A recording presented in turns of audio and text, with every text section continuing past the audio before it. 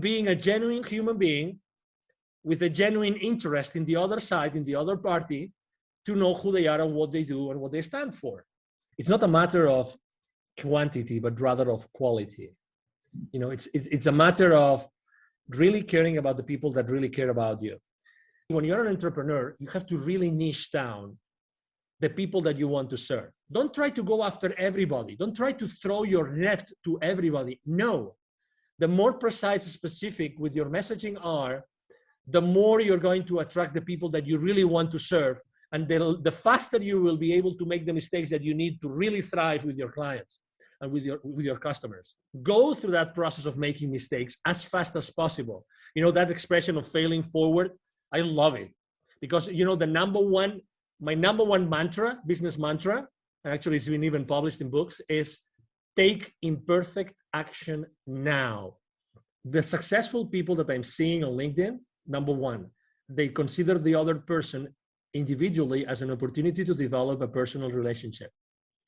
Number two, the LinkedIn profile is not a place where you actually publicize your professional career, but rather a landing page. Number three, I see people starting to understand how to capitalize on their previous experiences with the new experience, with the new venture, the new entrepreneurial journey that they started.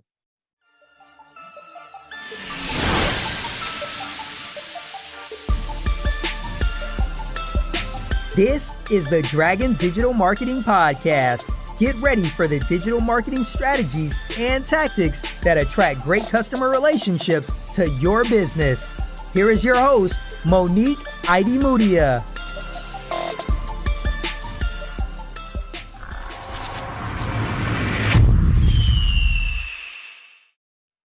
Hi, and welcome everybody to a new episode of the Dragon Digital Marketing Podcast. I'm your host, Monique, and you're listening to episode number 40. And today's episode is all about LinkedIn marketing. LinkedIn is such an important social media platform, and it's really special, and you can't miss out on the opportunity of leveraging LinkedIn for marketing your small business online. And here's why. LinkedIn is not just for B2B, and LinkedIn is a social media platform where people actually expect to receive news and updates from their favorite brands and their favorite businesses because it's a more professional social network, and it's actually been designed with that in mind. So you're not interrupting people with your posts when all they're trying to see is updates from their friends and family like on other social networks. So I'm super excited to talk about this. We're going to cover the topic in depth, and this is probably the only podcast episode that you have to listen to when you want to learn about LinkedIn marketing for your small business. And my special guest who's joining me on today's episode is known as the CEO Confidant. He's an influencer, he's a LinkedIn strategist and LinkedIn expert. Obviously, he's very successful on LinkedIn and an expert on the topic. He's also a TV host, a public speaker, a CEO consultant, board member, and last but not least, a philanthropist. He's a truly amazing person. And I'm so excited to introduce you to Angel Ribo. Hi, Angel. I'm so happy to have you here. How are you doing today? Very well, thank you. Thank you very much for having me, Monique, and thank you everybody who's listening to us today. It's a pleasure to have you. I'm so excited to talk about LinkedIn marketing for small businesses today. So why is it important for small businesses to be on LinkedIn? Well, thank you. Well, it's funny because when I was in corporate America and I left corporate America 5 years ago, I have to say very honestly that I wasn't using LinkedIn at all. But I made it for some reason. I knew that my future audience was going to be on LinkedIn because I've always been a business to business guy. And so I started my, organization, my small company. And I said, I think that, LinkedIn is going to help me. So I started to basically look around and see what people were doing. And my main goal, my number one goal at that time was, okay, so I have had all those many connections internationally with so many people. And also I had already lived in Dallas for 5 years at that time. But I said to myself, let's increase my outreach. Let's have a lot of connection. Let's connect with everybody that has been connected throughout my life. So I started the journey. The first step was literally like going out there, seeing everybody that I already knew, for some reason, I started connecting with them. So that ended up only like having, because not everybody is on LinkedIn at the same time, but I went from a few hundreds to literally probably like 1,500, maybe 2,000 people. And that sounds a lot for people that are starting on LinkedIn, but I said, no. I really want to like start going to the next level. So what about the connections, which are my second level connections, which are connected to my connections? Let's just start. And that really started the journey. So I consistently started to go and, reach out to my second level connections. And obviously, as I was doing it so much and I was using so much time, I said, how can I automate that? Then I started a small like benchmark. I downloaded 3, 4, 5 different tools. I chose one of them and I started using that tool. I learned a lot. I made a lot of mistakes, and I did things that I didn't know that they were written on the terms and conditions of the, the contract with LinkedIn. I got restricted. And obviously I was extremely frustrated because, you don't know what you don't know, right? So you think that you're doing the right things and you're being cautious and everything, but it wasn't really that cautious, apparently. So, I made a lot of mistakes, but obviously those were lessons. And something that actually, one of the mistakes I made besides those, trying to make so many connections that got restricted was, how do I keep those relationships warm? Because a connection that means nothing unless you have a conversation with them. And not everybody's open to, have those conversations, not over. So I decided I'm a very unconventional guy. Let's put it this way. I don't like to do what everybody else is doing. So, I obviously, as anybody else also, after choosing a couple of tools to automate my work, what I did was, okay, so who really knows about marketing with LinkedIn? And I started to download some PDFs, some ebooks, some of, you opt into a particular offer and you get some basic information. I started trying things and I didn't like them. They didn't work for me. So I said, okay, so I'm going to be myself. I'm going to be Angel Ribo, the CEO of Confidant, talking to all these people, and I'm going to use unconventional messages. And I started, basically, I remember one batch of my emails or the connecting emails to my potential connections saying, what has been the most defining moment in your life, right? And I have to say that wasn't very successful, but that allowed me to see who was really open to have very in-depth conversations from a human perspective. Because we tend to think that as LinkedIn is a professional network, everything has to be professional. But that's not the case. In reality, people connect and people do business with people, with human beings. So people do businesses with people that they trust and they think that they can have a personal, the right personal, connection and relationship, probably with the same principles or similar principles, similar values, right? We don't have to be in agreement with everything. So, but it was interesting because a lot of people asked directly, this was the most defining moment in my life. And that means that a lot of people became suddenly vulnerable with me. So I learned one lesson, which is maybe if I am vulnerable, they will be vulnerable as well. So then I started becoming really more raw. And something that people don't actually think about is when we start a conversation over email, it doesn't have even to be LinkedIn. People think that they have to immediately start throwing all your value to them. Like, let's say you and I were both podcasters and we want to have a lot of nice, very successful people, and we start reaching out to them. Hey, I have a podcast and, I'm only starting, but, or maybe I already have like 10,000 people following the podcast and I have 20,000 downloads or maybe only 500 downloads. It doesn't matter. In reality, nobody cares about what you are, or who you are or what you do. In reality, people care about what you can do for them. So that's very important. So, I started the conversation with them at that point as if I was in a face-to-face networking event. So let's say you and I meet for the first time. You're in St. Petersburg, Florida, a wonderful place. And there's a boat trade show in St. Petersburg, which actually it happens a few times a year. And I go there and we meet in a parallel networking event to the show. The first thing we're going to say is probably, hi, Monique, because you will have a badge, right? Hi, Monique, how are you? I'm Angel, I come from Dallas. That will be probably the first conversation, right? Very, very informal conversation. And maybe, we get into a conversation and we get to know each other a little bit and we get to talk about what you do in your life, what I do in my life.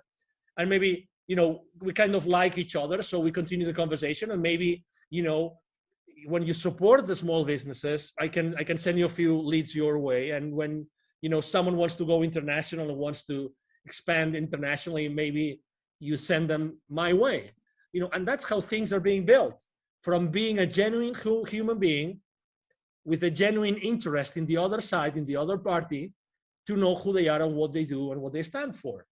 Would you agree? Absolutely. I absolutely agree. That's the secret to everything. Yeah. Exactly. So, I understand that a lot of people have their recipes and have their swipe files and they have their strategies and everything. And that's great. But, I think that until the moment in which you realize that being yourself fully is that you start thriving, that's the most important epiphany that I would probably recommend every single entrepreneur out there, every single business owner, that they try to shorten this path.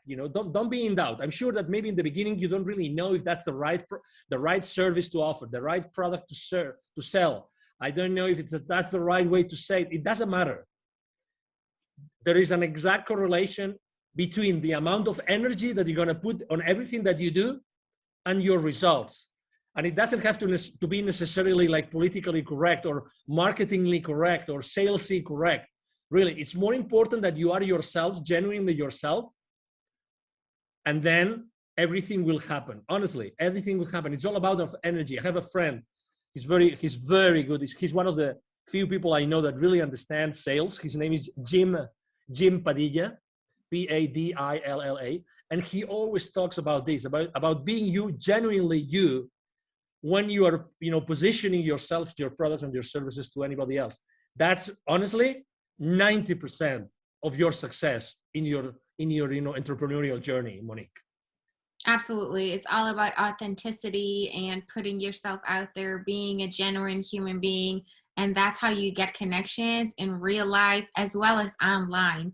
LinkedIn should just be an extension of, the real physical world that we're in, and now we're taking it online, but the same principles apply. If you walk up to a person and you're immediately pitching to them, or even worse, it's an automated outreach message, you can tell at the first sight that it's not real, it's not authentic, it's been generated by a bot, and that just doesn't make you look sympathetic, and people will not want to connect with you and engage in any further conversation with you if you haven't made an effort to learn more about them and build rapport and so on and so forth. So you've touched on a lot of things. You got burned with. Sorry about that, Monique.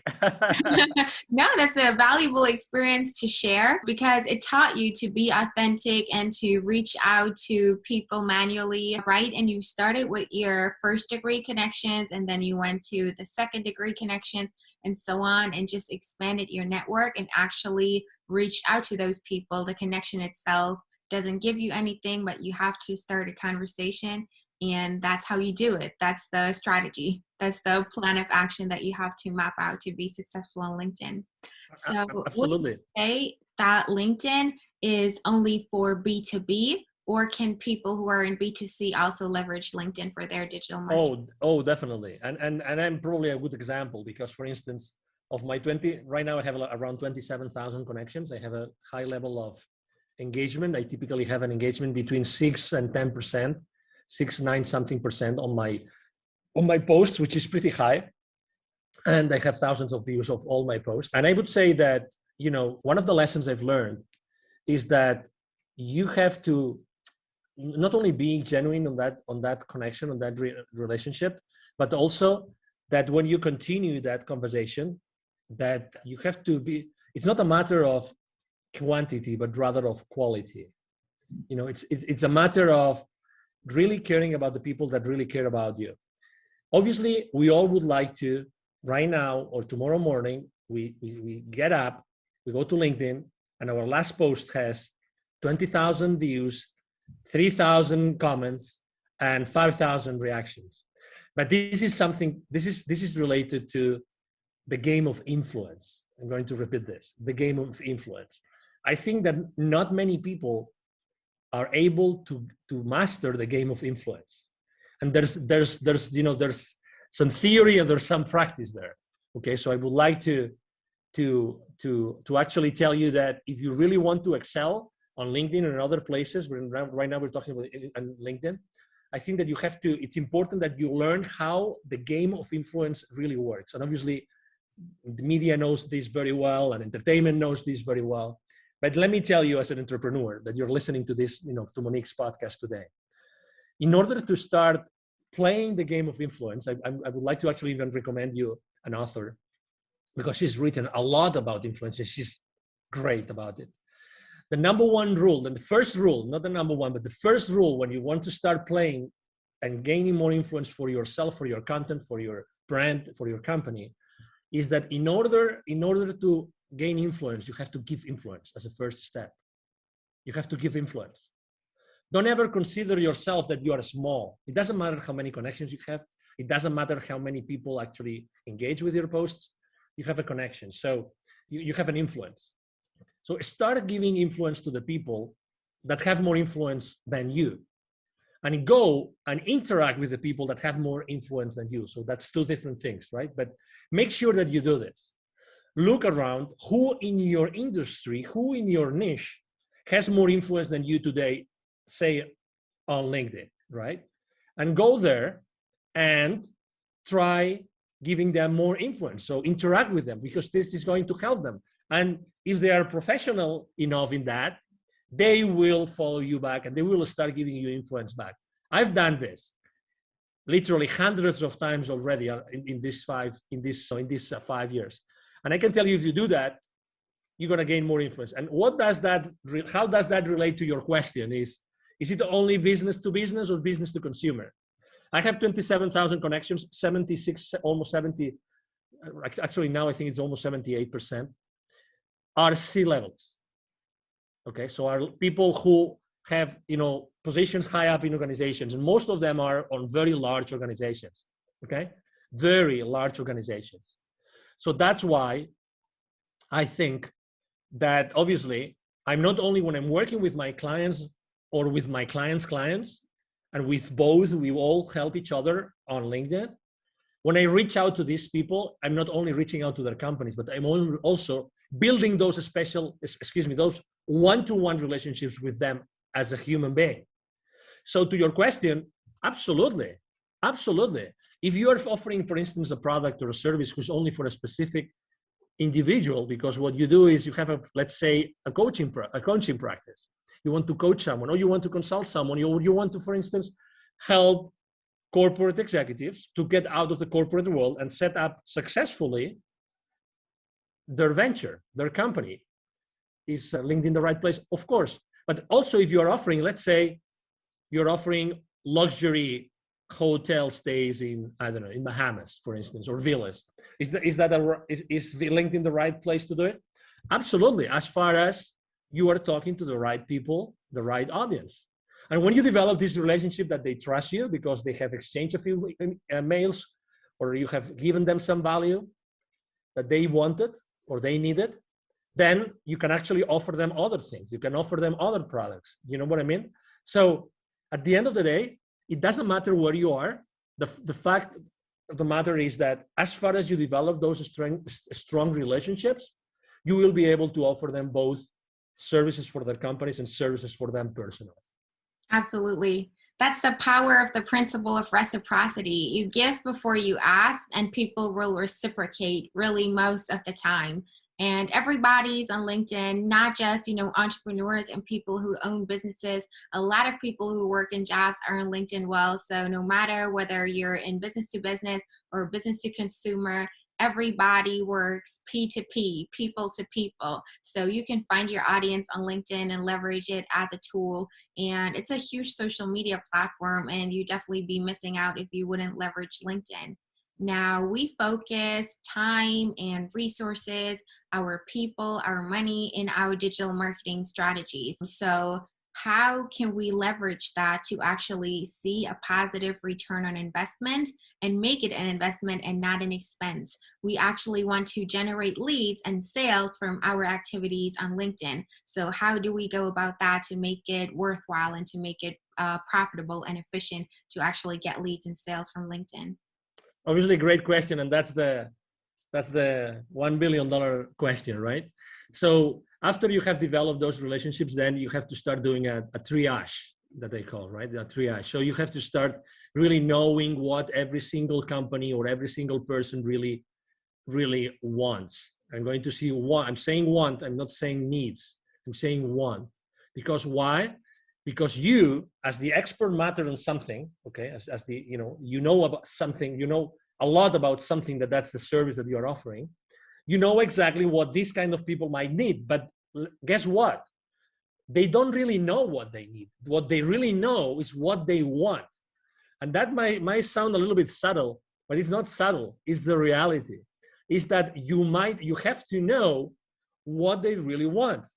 So you have to create that space in which you consistently talk with them, generally speaking, like automatized or one-on-one, so that you eventually get them to tell you what they want, okay, what they want. And different people in the same company might want different things. The thing is, can your service or your product fulfill that thing that they want? Yes or no? You are the expert. So you're going to give them what they need, but they're going to buy from you what they want. Okay, so again, this is a subtle difference, but it's extremely important.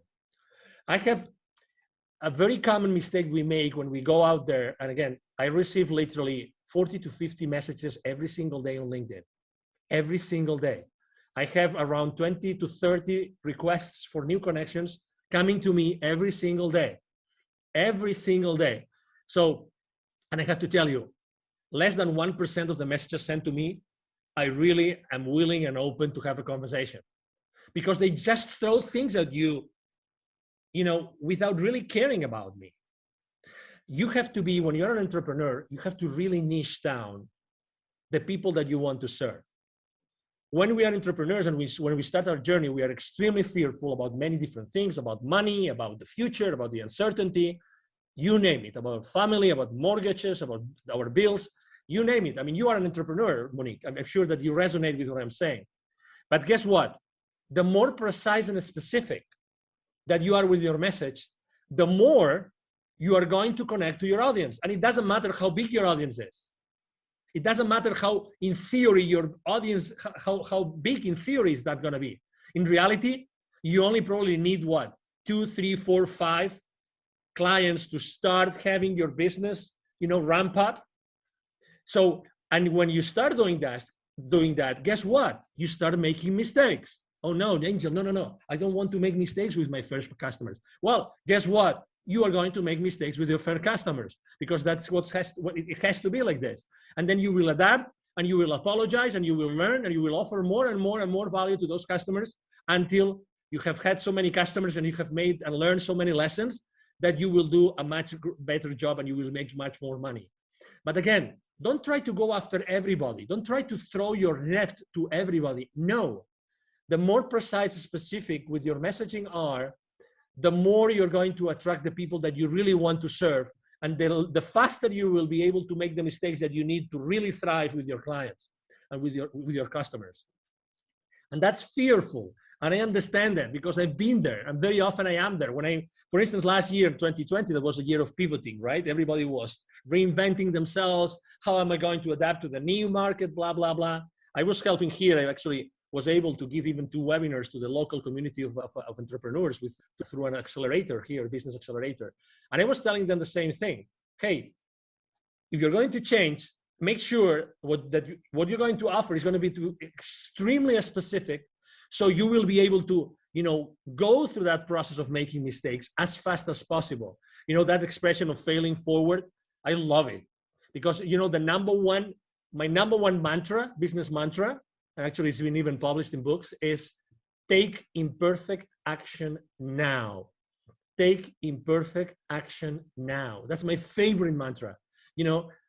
Unless you confront your fears immediately, it doesn't matter how many mistakes you make, you will never thrive. If you really want to be an entrepreneur, committed to yourself and to the rest of the people around you, your employees maybe, or maybe your family or relatives, take imperfect action now. Don't wait for anything else. Absolutely. I totally agree. You know, in order to get where you want to be, you have to get started. The first step is the most crucial step.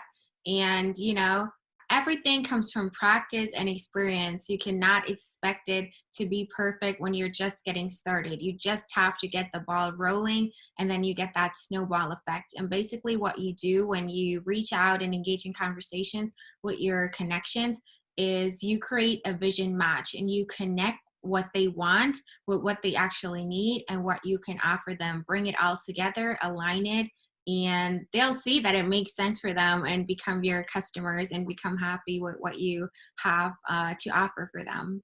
So, do you see any trends right now that are going on with LinkedIn marketing?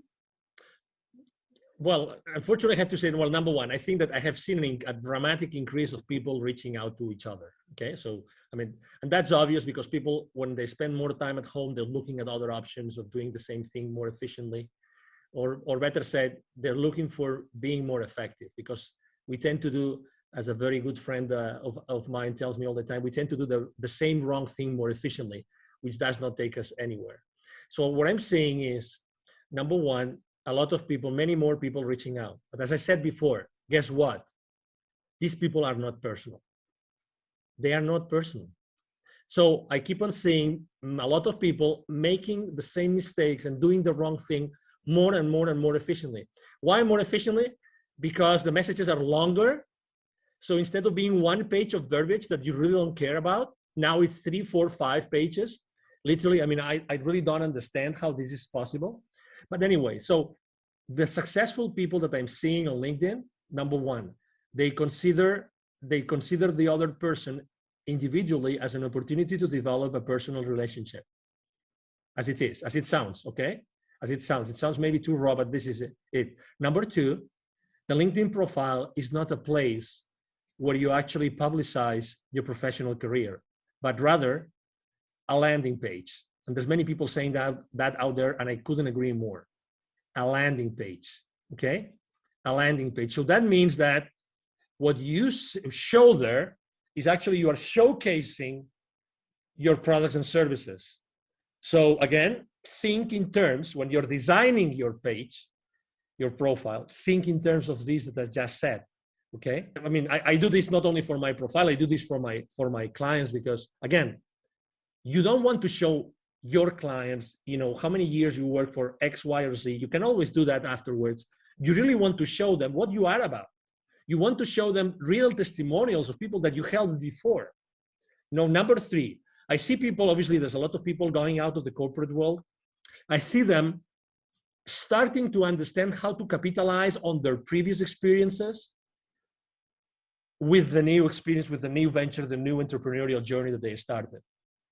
And I would like to tell the already existing entrepreneurs who are already on LinkedIn, even if they're already active, to go back and rethink this, okay? So you still have an opportunity to go, because you obviously started somewhere, right? You for sure have an experience of some sort on some company, medium size, small size, large size, it doesn't matter. Go back to that experience and think about how can you change your presence on your profile so that becomes a beacon so that everybody sees this amazing testimonial, this amazing experience that talks to the audience that you want to serve. And that's another thing that I see very, very, very clearly. So the people are starting to understand that the profile is much more. And probably the last trend that I would say that I'm seeing more and more often is that people are obviously reaching out to experts on the matter. Let's say they're not taking risks. So they want to go to someone that has already been successful with LinkedIn, that has already been able to make the mistakes so that they avoid making the mistakes. If someone gets restricted on their profile right now, very honestly, and there's thousands of them every single day, is because you want. Because I already warned you. I made the mistake. So why would you make the mistakes if I'm telling you what mistakes not to make? You know what I'm trying to say? One of the main mistakes I made, I don't know about you, Monique, when I started my journey, I didn't ask for help. And that was a big mistake because the most precious resource that we have in our lives is exactly that, time. It's time. I wish I had invested more in other people helping me when I started my journey, because they would position my business into a place in which I would probably have saved 6 months, 12 months of time. And time is the most scarce resource. The only scarce resource actually we have is time. And I would encourage everybody of you listening to us today to please consider investing in people that have already been there, that have already taken that journey, so you are able to learn all those lessons and really don't waste so many months or even years in your life trying to do the same wrong thing more efficiently, but rather being more effective. We need to be more effective, Monique. Yes, I absolutely agree. All of those people who are reaching out with those annoying, unpersonalized, automated messages, they're not really your competition. Everybody ignores them. Everybody's just annoyed by it. They're not taken seriously. And, nobody is willing to give them a chance and do business with them because they've messed up the first impression. That's number one. Then I love your analogy to your profile not being, a CV, but it's your landing page. So you can really showcase yourself there and use that as a tool. And what do you think about creating content as well, posting on LinkedIn and really leveraging all of the features that the platform has to offer? Exactly. Well, obviously you're preaching to the choir here, and you know that, as I said before, I post every single day. About content creation, obviously I'm a big believer, and I think that, I learned many lessons in there, and I would love to share them with your audience, obviously. Number one, you have to be persistent, okay? So I have to say that I wasn't persistent before, and I wasn't creating before I wasn't persistent, and I was just sharing someone else's content. You can do that, and it's not bad, and you are helping someone else.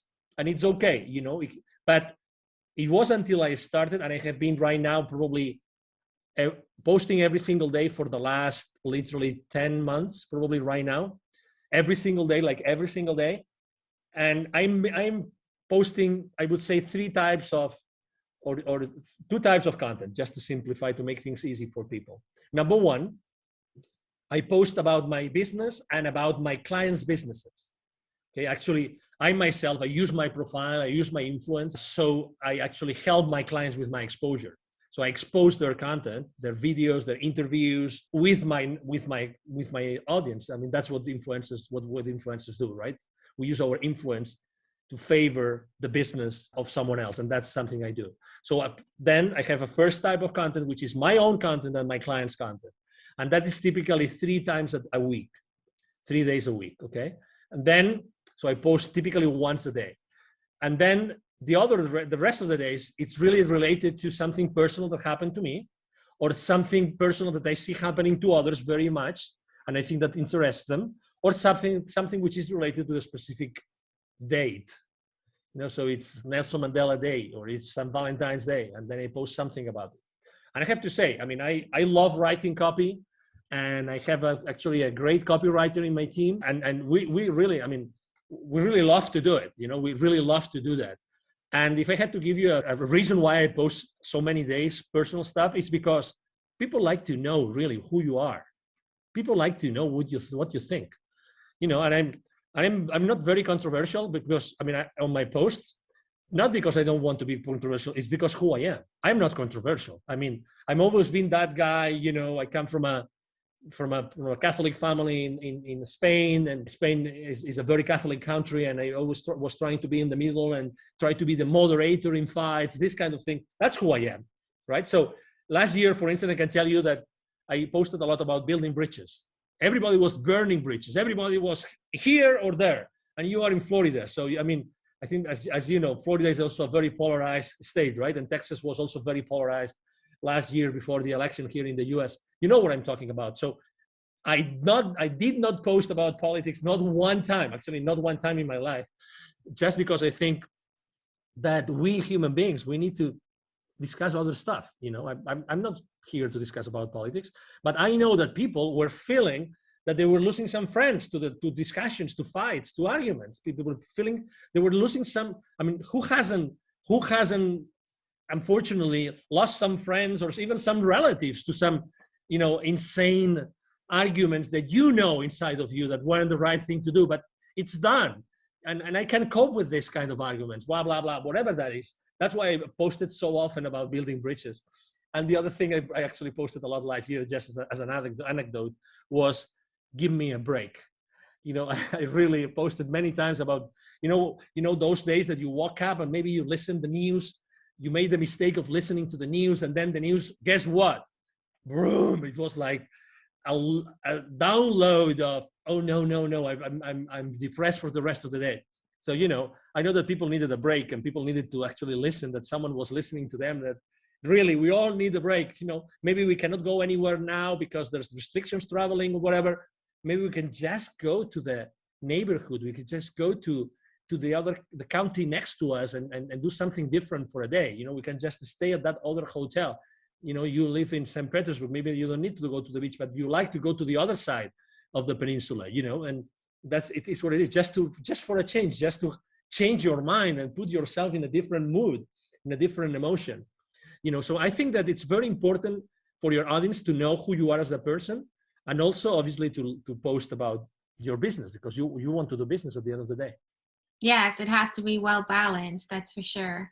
Exactly. So what do you think about influencer marketing on LinkedIn? How is it working with influencers on LinkedIn? It's certainly very different from the, stereotype of an influencer who's doing beauty, makeup, or travel or whatever, and they're calling themselves influencers. It's different on LinkedIn, right? Yeah, it's different because obviously, the services that we offer and what we do is really tailored for that kind of audience. But you said it very well. Actually, there's actually, I'm right now in conversations with several luxury brands because they know that they can reach out to thousands and thousands of C-levels that obviously are the target market for their products, right? So yes, it's different. So I would say you have to be extremely professional with what you do. There's no, what's the name? I don't know the name in English for that word, so it's just coming in Spanish to me. But you have to be extremely consistent, coherent, that's the word, coherent with what you're putting out there, right? If you are a coherent, you're a serious business person, it's the same thing when you're using your influence for other brands. And actually you have to be even more coherent with that seriousness, with that, that principles and those values that are behind your brand, in my case, the CEO of Confidant brand. And you have to be extremely respectful with all your audience. So I don't really see a lot of people using it. And for instance, I'm using it because I already told you I use my influence. So I am an influencer on LinkedIn. But something that I do, and I don't see anybody doing either, is that I go an extra mile, which is I literally generate really hundreds of leads, because when my connections reach out to me for that particular offer from that particular client that I'm helping with my influence, when they reach out to me, they engage with me. Many of them say, "Wow, that's interesting. Thank you very much for sharing this with me." This starts a conversation. This is starting a conversation. So eventually that becomes a deal for my company. So I think that my way of seeing influencer marketing on LinkedIn is not only marketing itself, but also sales. For me, it's generating leads. And if you are not generating specific leads, and I'm able to drill down really to like the name and the number of employees of that company and the position of that person, that's the beauty of LinkedIn. I think that I'm missing my word with my clients. And I'm all about offering more value than the value that they expect. So, and that's why, again, for me, I see LinkedIn more like extremely professional, but generating not only influence and presence and clicks on links, but also engaging. And that's beautiful. That's excellent. And I like to do that. Yes, absolutely. I agree. Influencers on LinkedIn are just people who literally have influence. It's about the know, like, and trust factor. It's about having an image that you keep up consistently. You don't deviate from it. Talk about controversial things like family, beliefs, religion, race, politics, things like that. Those can get you into trouble, and it's kind of tricky to navigate through that. You want to stay consistent to the values that you have and practice what you preach. The influencers on LinkedIn are just people who know the right people and are known by the right people. So it's not just random, people who post pretty pictures that inspire others, and that's what makes them influencers. It's not like that on LinkedIn.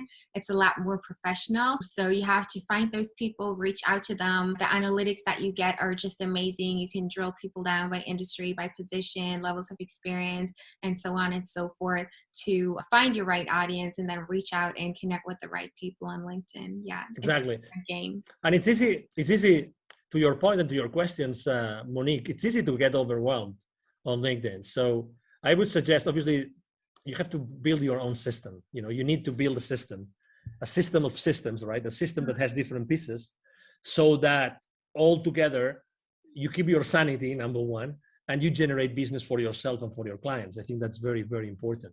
Exactly. What do you think about LinkedIn events? I think that they have to, it's obviously it's a good, let's say any excuse to engage with your audience is good. I am still on the fence about it because it's still not, I think people are not using it to the full extent. So when you are trying to actually opt in for an event, there's so many steps that you have to do manually. Everything is not yet, or people are still not learning how to do it all automatically. So eventually you end up doing a lot of stuff, a lot of clicks and searches and online things to actually find the event. That's my only criticism to event. Are they good? Of course. I mean, at the end of the day, what LinkedIn wants is that you stay with them for as long as possible. That's what they want, that you are there with them for a lot of time so they can expose you to the advertisements of their clients. I mean, I get that. But I think that there should be something else, some more value in there, so that it was really a place where people meet. And right now, I have felt when I'm signing up with events that the system is a little bit broken. That's my experience. Okay, I mean, with all due respect, and this is just positive feedback about the system. The idea is great, but I think that the implementation is not there yet. Yeah, so you don't necessarily need events. You can generate leads just through reaching out to people, messaging them, posting content, and engaging with other people's content as well. Yeah, LinkedIn doesn't really give you a good opportunity to export those leads and, automatically, reach out to them if they've attended your event. It's more like, promoting events that most of the time take place off platform anyways. So they could do some improvement on that for sure. But it's a handy tool and it's definitely worth looking into if you want to leverage LinkedIn to the fullest. I would definitely use, exactly to your point, I would definitely use LinkedIn actually to drive traffic to an outside of LinkedIn event. Mm-hmm. Because at the end of the day, the platform that LinkedIn offers you is like an event scheduling platform. It's not a platform where the event is going to take place so that everybody knows what it is about, right? So you will eventually have to have an external platform to conduct the webinar or the event, whatever the event it is.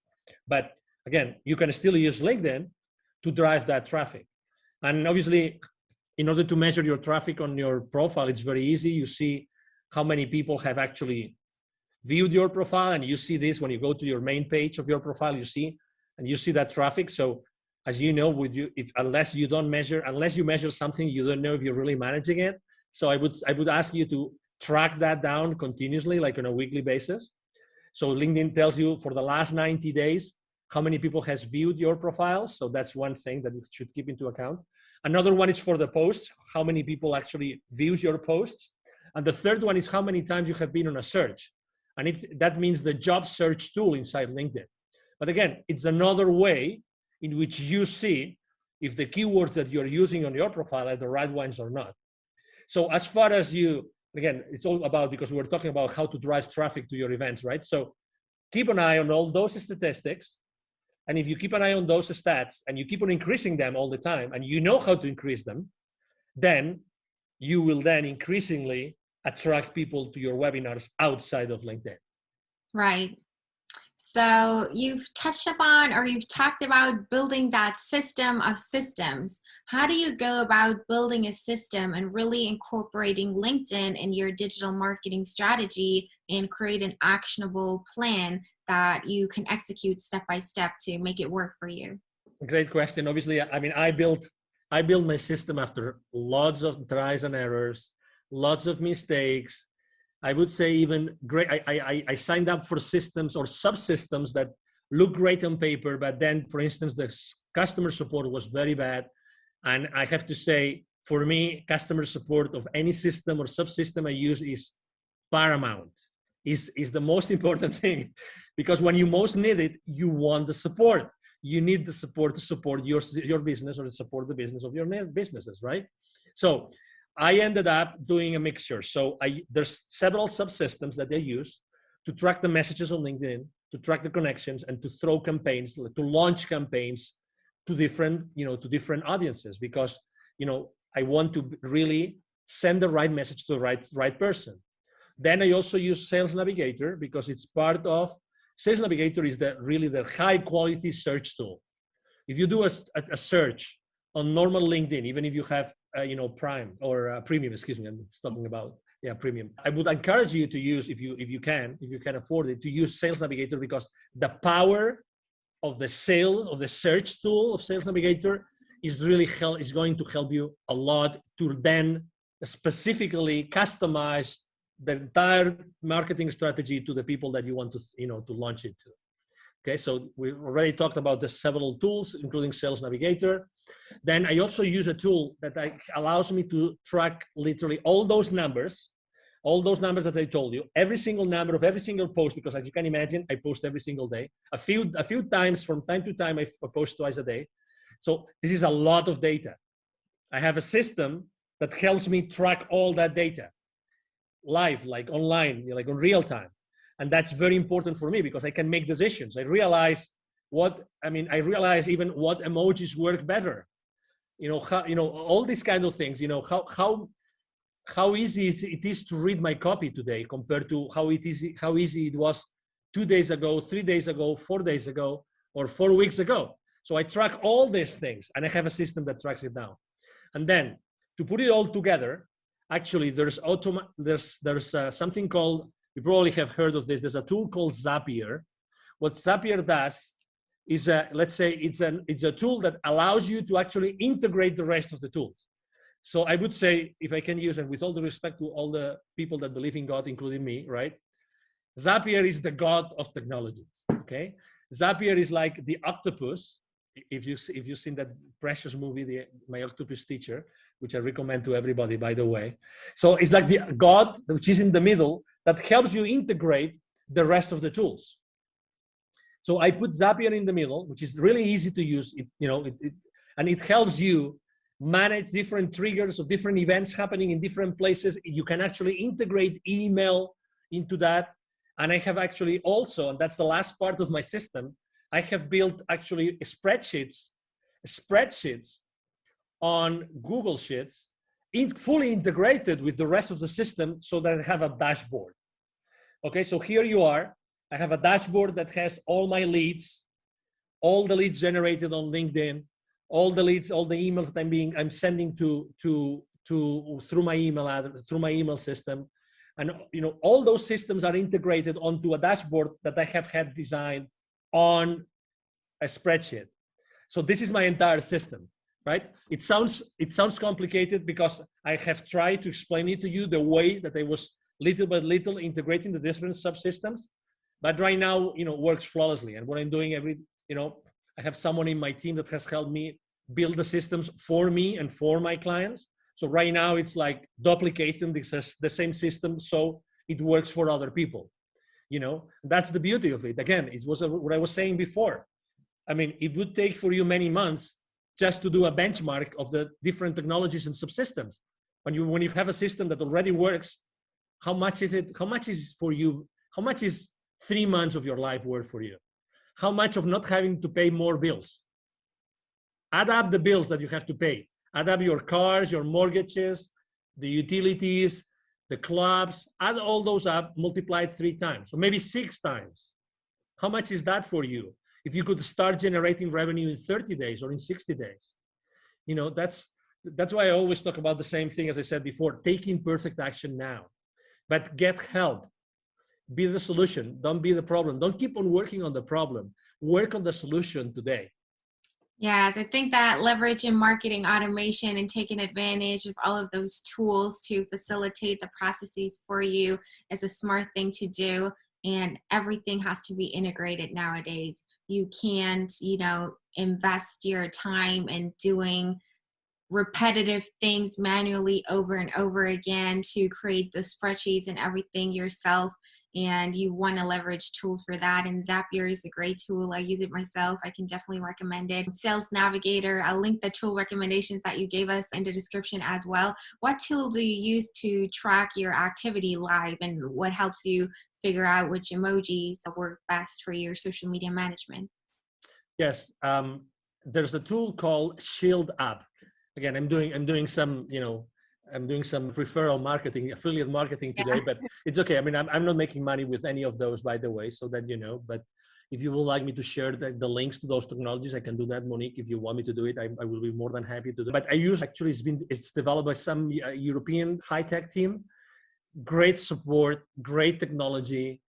It gives you great information. It's called Shield, like windshield, but Shield only app. Again, great technology. When I saw it, I said, "Oh my God!"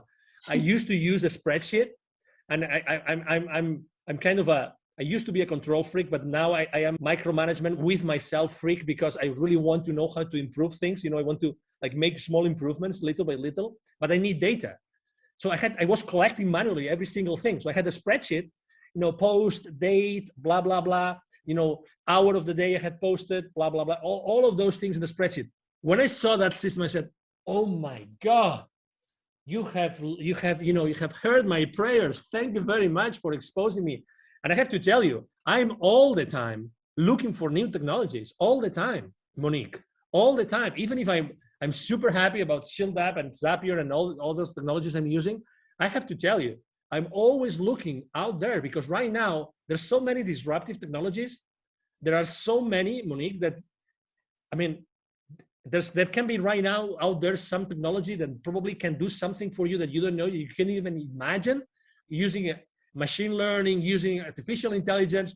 Oh my God, that could probably save you 2 months of marketing, 3 months of marketing, or 6 months of prospecting, of cold prospecting. Oh my God, what does that mean to your business? Again, we entrepreneurs, I think that we're very conscious about all the bills we pay every month, right? So every month we pay those bills, and those are so much, and how much money I have to generate every month to break even, or obviously to make money so I can save up for a new car, for a new vacation, for a new experience, or for having this wonderful present I want to give our parents, right? I mean, who doesn't want to give a better life to their parents, Monique?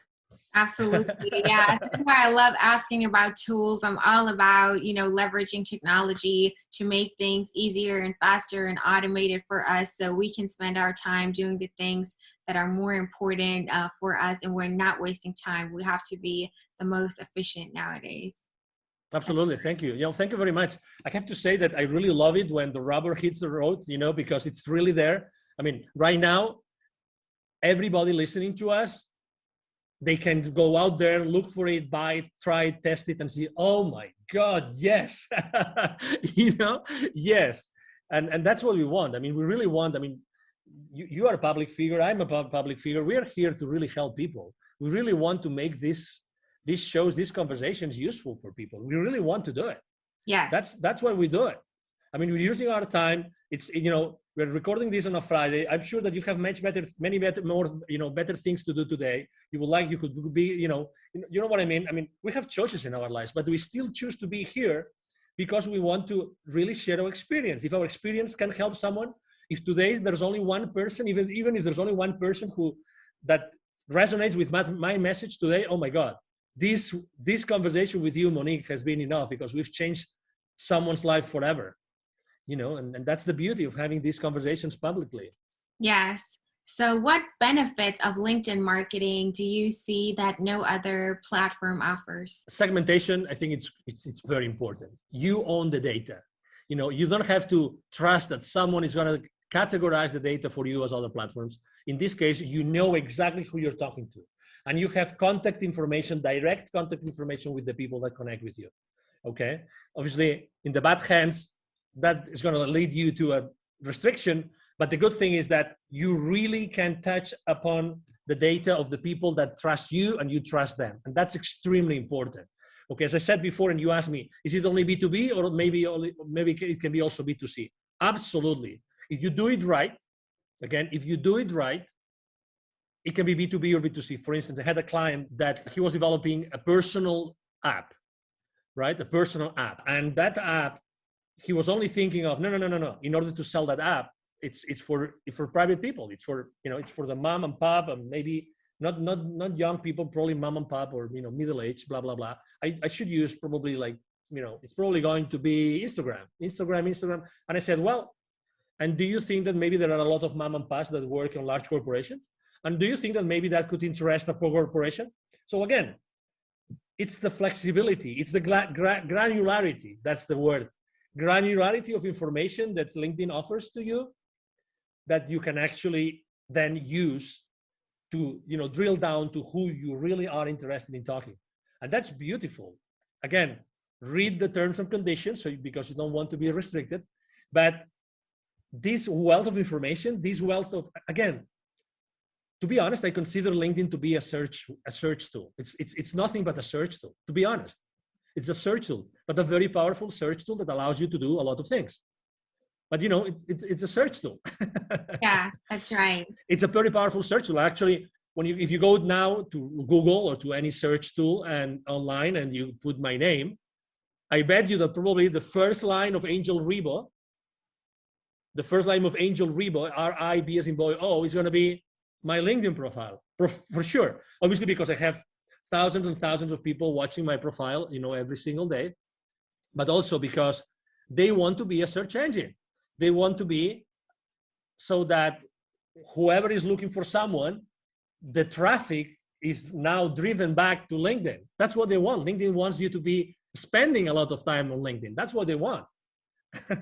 Yeah, so it's self-reinforcing, and your goals and the goals of the platform are aligned, and they keep pushing you more and more because you do what the algorithm wants to see. You don't, try to drive people away from LinkedIn and, always link to other websites and try to get them to leave LinkedIn or whatever. No, you're using the features that LinkedIn offers you to engage with people and pursue your marketing goals, and you're doing it all on the platform. You're using their events feature, their messaging feature, you're sharing content directly on there, you're endorsing people, receiving recommendations, giving recommendations, and collect everything on LinkedIn and use that as your marketing tool, use your profile as your landing page, and that helps LinkedIn out. And if you help them out, they want to help you out too, so they're not going to punish you, they're going to give you an amazing organic reach and all of that, and it's just a win-win. That's right. So LinkedIn also has this feature where you can publish articles. So you can also use it as an extension of your blog and publish stuff there on LinkedIn. Do you recommend doing that as well? That's a great question. So I have used it for my clients. I have used it for my own only one time. And the reason why I have done it so little for me and also so little for my clients is because I think that written content, even if it has pictures and it has, photos and it has charts and it has bullet points, how many people do they really have the time to read the entire article? That's number one. Number two, how many times, if you reduce the size of the device screen, right? You might have the time, you have a great screen, you might have the time that you might like even to read it because it's fancy. But if you're on your cell phone and we know that consumption from mobile devices is going up, how many are they going really to see that article, to read that article? You know what I mean? So it's all about traffic. So as much as I could be, I have a group of content, developers, creators. So I could have articles every week, and I'm not doing it because of that, because I'm not sure that I'm going to be adding the value that my clients are going to have the time to read. That's why. So you want to repurpose that content and you have a way to drive a lot of traffic to that article from outside LinkedIn. Maybe that would make sense because, again, LinkedIn is their place for corporate and professionals and B2B and B2C, blah. That I understand, but to be honest, internally, not sure. Yeah, so it's better to post directly in the feed, post images and text there. You can post PDFs. It makes your content more easily consumable at a glance while people are scrolling through their feed, and they don't have to take the time even to actually read an article. That would actually be the smarter thing to do that you also recommend. That's good to know. Absolutely. I mean, people may have different opinions, but I'd rather probably write an article at, I don't know, at Thrive Global, Ariana Huffington's online publication than doing it on LinkedIn. I mean, as much as obviously, I mean, as you probably can imagine, I spend hours every day on LinkedIn, literally hours. Yeah, so you would know. I think it also depends on your niche. For a minority of people who are in the copywriting niche, or I don't know, poetry, whatever, when it's all about writing and they know their audience likes to read, they only want to read, and they it's really all about text. Then of course you can leverage that, and it's great that LinkedIn offers that feature because you can showcase your work and share it with the audience without having to, drive people off the platform. So you can use that, but in general, it might be more beneficial for you. I mean, you have to test it out. There's no one size fits all answer to anything in this world, but in general, it gets more traction when you post in your feed, because if you publish that article, you write it, you publish it on LinkedIn, then when you share it, all that people see is a preview. They see like the header image, a title, and like a small description of the preview. So they still have to click and they have to leave their feed to even be able to read that article. So it might be, easier to get the message across right there in the feed when they can see it right then and there. Yeah. Exactly. And you cannot manage what you don't measure. So look at the numbers. I mean, you have your own audience. Look at the numbers. Look if you're grabbing the attention of the LinkedIn editors. That's another option, obviously. See how much attraction you get with your articles. Yeah. As I said before, I'm not a very conventional guy. So I like to try everything that I'm being told. You cannot do that. Okay, let's try what happens. Again, within a framework of, principles and consistency with my brand and everything. Yes, that's important though. Test. Oh, totally. Yeah, really. Don't be afraid. Again, at the end of the day, if you are, I always tell the same story. If you're afraid of trying something on LinkedIn or any other social media platform, if you're afraid, ask yourself the following question. Are the potential viewers of that post that might not like it, are they going to pay for your bills this month? Are they going to pay for your bills this month? You tell me.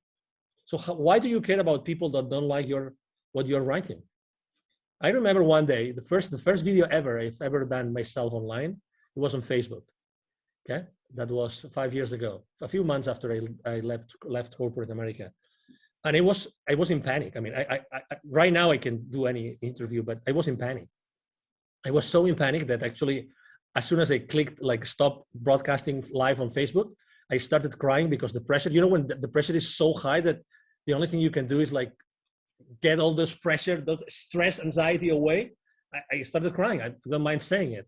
And then I actually did something even worse, which is I sent to all my email list a link to the video. Guess what? There was a guy that responded to me. I have this email somewhere. I should frame this email. This is the most stupid video I've ever seen.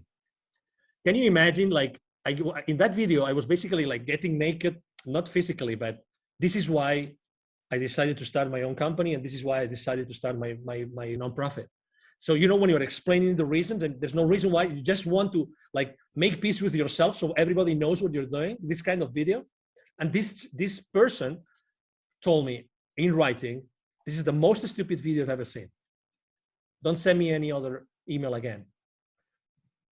Obviously, I said, wow. But I mean, probably some people would have said, I didn't respond to the email, but some people would have said, oh my God, it was probably pathetic. I was pathetic, and oh my God, maybe I shouldn't do this anymore. Or the other way around. I mean, I realized that video was my thing. And honestly, I mean, right now video, I love video and I use video as much as I can because it's much more direct, and people prefer to spend 2-minute video, and if it has subtitles, even better than doing many, many other things as far as, content consumption is. Yes, so, don't listen to the haters. They're just jealous. They're, trapped in the rat race themselves and unhappy with their life and their corporate job. and they just can't be happy for you that you got out and started your thing, and you have the courage to make a video and share your emotional experience and Exactly. your reasons there, and just want to hate a troll. Yeah, always keep that in mind. Don't let it paralyze you or make you doubt yourself. Just ignore it. It's the best thing you can do. Yeah, exactly. And when someone said, I remember, I don't remember which of these online very famous marketeers, I went to their conference, and they said, when you see the number of haters increasing, it means that you probably are doing something right. Exactly. You're doing something right. So people, and some people might actually don't like to see that you're doing things differently, and they might take it personal or judgmentally. So, but that's okay. It's okay. You don't have to please everybody. You're here to help the people that want to be helped, and not everybody wants to be helped, and that's okay. That's why I said, niche down, be consistent with the same message with the same people. Yeah. Are there any LinkedIn marketing tips or best practices that you haven't shared yet and you definitely still want to share in this episode? Well, make sure that you use a lot of your keywords. You use a lot of keywords in your positions, your experience positions, and your about section. To be honest, the about section is not as important as people think it is, because it's always hiding. So people don't even go there and click. It's easier for people to see your experience than to see your about section. So don't pay too much attention to that. What else? Tag people on your posts. I think that works. If some people do not like to be tagged, they will tell you. I get messages every week of people saying, thank you for tagging me, because I needed to listen to that message. I needed to read your post today. So, so again, don't ever think that, don't prevent yourself from doing something because you think that you might upset someone. Never, ever make a decision thinking on these terms. Honestly, never. And so I do tag people. Another very easy tip I can tell you is that it's been shown that the perfect number of hashtags on your posts is 3. I would recommend you to actually choose the right tag hashtags for what you're doing. And I like to use hashtags that have huge outreach.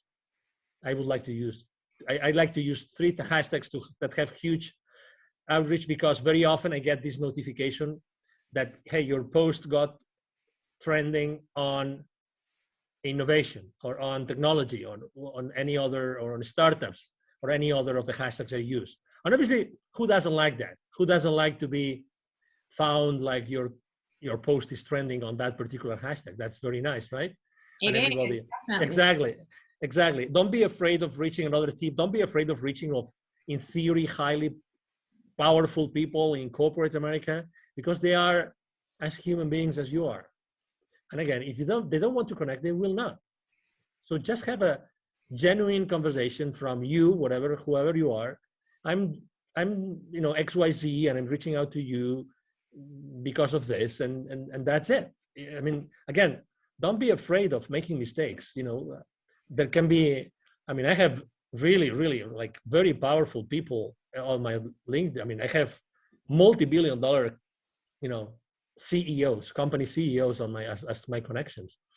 And I treasure a lot those connections, and I don't bother them unless it's necessary, and obviously bother for me means sharing some value that I think that it might be useful for them after I have had a conversation, right?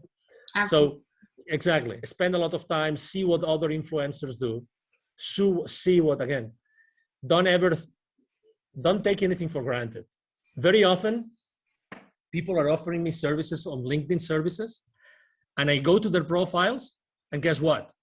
I look at their posts, I look at how many people engage with their posts, and guess what? Are they walking their talk? That's my question. It's like, that's my question. I remember when I was at some point in my life, I was literally teaching, dozens of salespeople. I was giving sales training. Today I do it, but more on a reduced size. At some point I had more than 150 people attending to my courses, and many of them were 40, 50 live. And I remember that I was always giving them a piece of advice which is related to religion. Okay, so this is the piece of advice. As you probably remember, one of the 12 apostles of Jesus Christ doubted that he resurrected. right? And that one, well, there were a few that doubted it, but there was one specific, which is the main goal of this, an anecdote I'm sharing with you. That was Saint Thomas. So for those of you that remember what the Bible says, or what the Gospels say about Saint Thomas, is that Saint Thomas didn't believe that that person was Jesus, resurrected Jesus, until he put his hand on the wound that he had under his chest.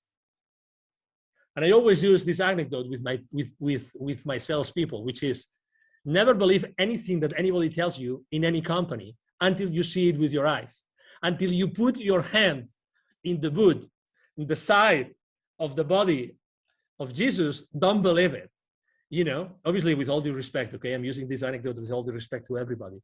But unless you double check and you triple check, don't take anything. Don't take the word of anything. I mean, don't even take my word today.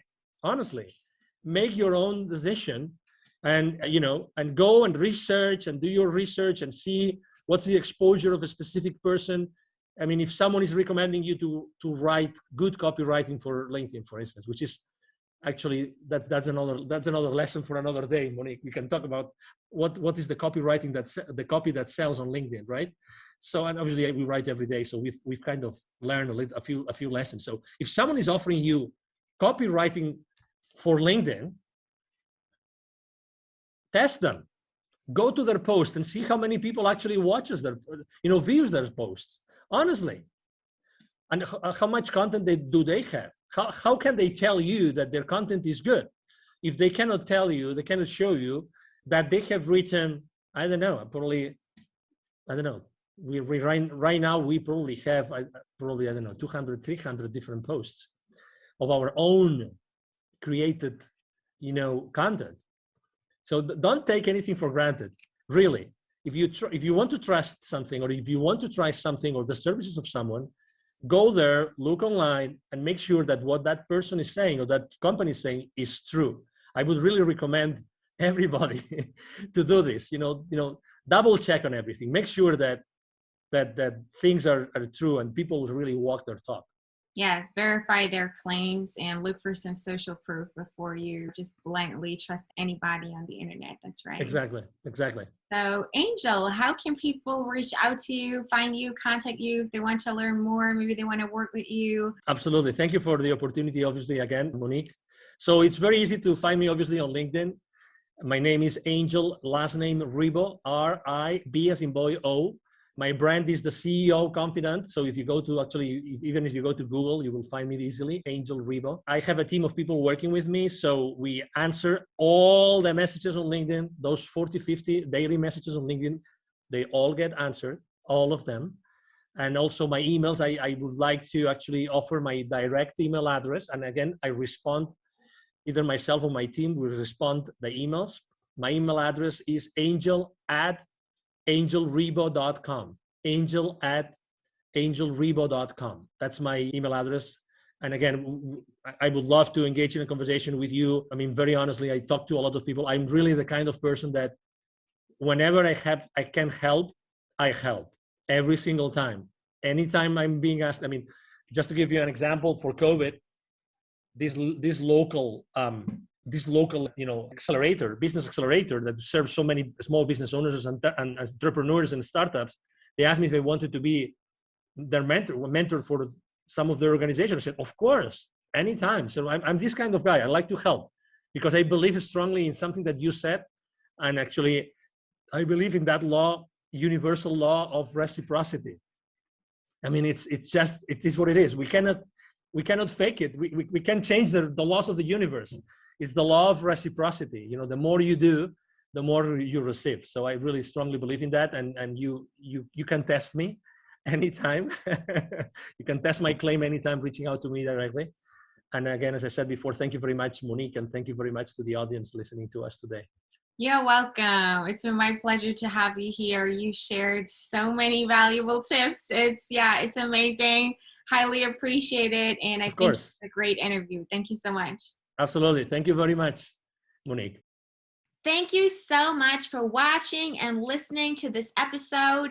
This was a super valuable episode packed with actionable tips and tactics that you can start executing today. I'm sure this has helped you out a lot, and I have something for you that's going to help you out even more. I have a free gift for you, and it's a buyer persona template.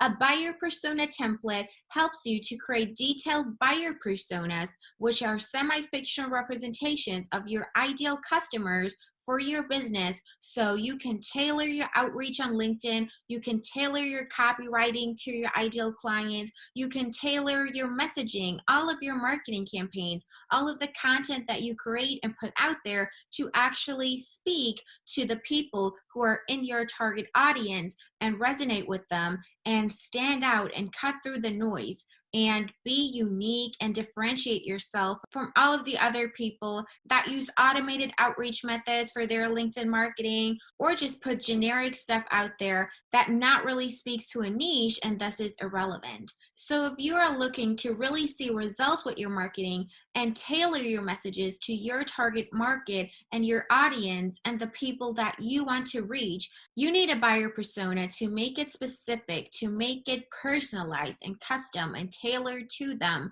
so you're actually seen and heard and you're getting the results that you deserve.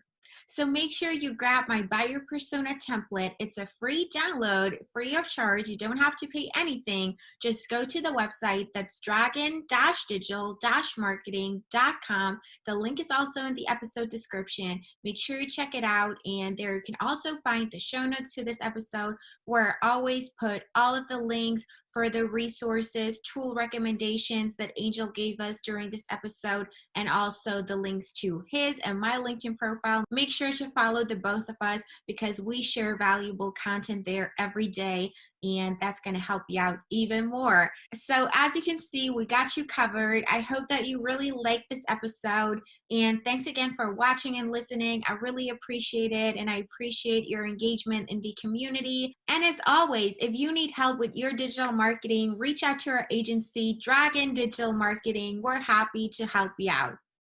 With that being said, I really hope to see you again in my next episode. Until next time.